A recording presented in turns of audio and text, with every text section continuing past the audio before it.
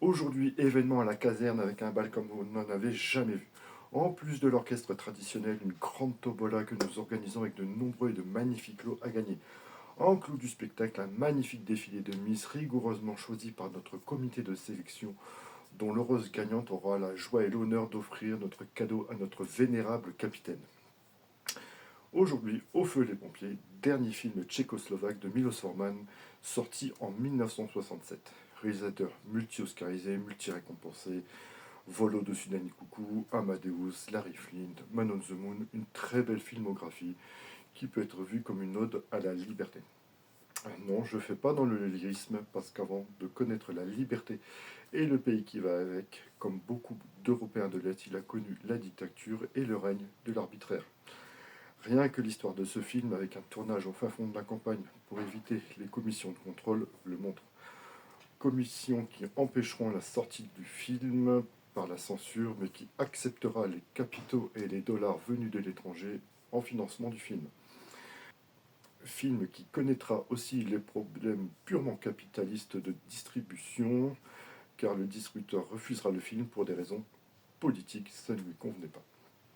Heureusement, des capitaux français permettront la sortie de ce film qui est d'une très grande qualité, donc heureusement pour nous.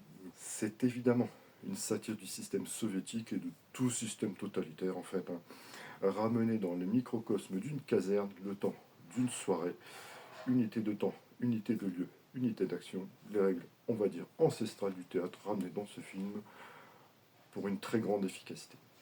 Grâce à une intelligence et une belle finesse d'écriture qui montre les travers de cette société avec des situations toutes plus ubuesques les unes que les autres, autour de cette tombola avec ces nombreux lots qui disparaissent, qui réapparaissent, une surveillance vraiment faite par les pieds nickelés, le choix des Miss, le défilé des Miss, le choix des Miss d'ailleurs un petit peu malaisant hein, quand même avec cette Miss qui arrive libre et en maillot de bain au grand désarroi du comité de sélection, mais à leur grand intérêt quand même. Milos Forman est un véritable orfèvre en termes de réalisation, de mise en scène. Il avait déjà une belle petite filmographie à l'époque. Vraiment, à ce niveau-là, c'est le top. Un casting en grande partie composé par des amateurs, en fait les habitants du coin, encadrés par des comédiens professionnels. Ça donne vraiment un rendu vraiment très très bon au niveau du jeu. Habitants qui d'ailleurs ridiculiseront la commission de censure hein, qui a projeté le film devant eux pour le faire rejeter. Ils l'ont acclamé, ils l'ont quand même censuré. Ça reste un système totalitaire, hein, c'est une dictature, ils font ce qu'ils veulent en fait. Ce film est donc assez indispensable à voir. Hein. On aimerait dire que c'est le reflet d'une époque révolue. Pourtant, les thèmes sonnent quand même furieusement actuels.